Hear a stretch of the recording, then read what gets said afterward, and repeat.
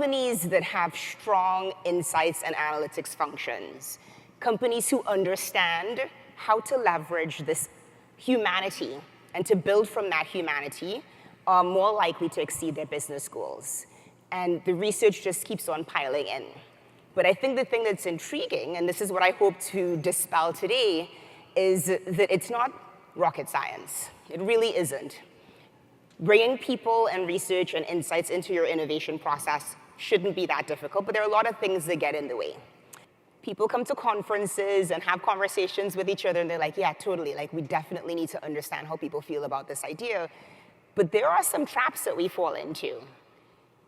And the three that I have observed time and time again include unfettered creativity, speed to market, and research maturity. And I'll tell you a little bit about each of them right now.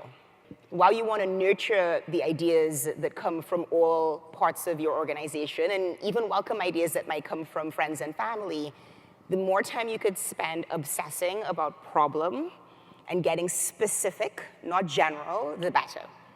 In organizations that are more monoculture, meaning people kind of come from the same background, same lived experiences, same school, this is even worse. Because what happens is that one person's idea gets like a resounding amount of commitment, because everybody's like, I would use that too.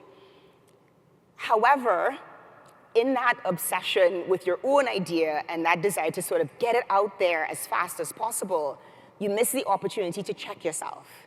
Because often when you leave the world of regular consumer to become an employee of a company, you're already jaded, right? Like it's already, like you've already distanced yourself from being able to keep it real. And so rushing to market because there's this sort of sense of momentum around an idea that everybody loves is one of the other traps we tend to fall into, and then that people obsession falls by the wayside.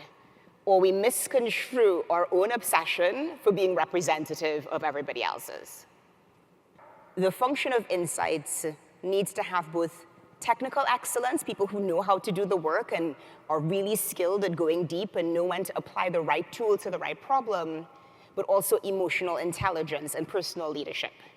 And that's becoming more and more important. So the inability sometimes of people who work in research to convey exactly what you should do based on research, to tell the story of what is important to pay attention to by saying this is what we're hearing from people, but we're also triangulating and connecting the dots across data sources, is often the most limiting factor in moving from insight to action.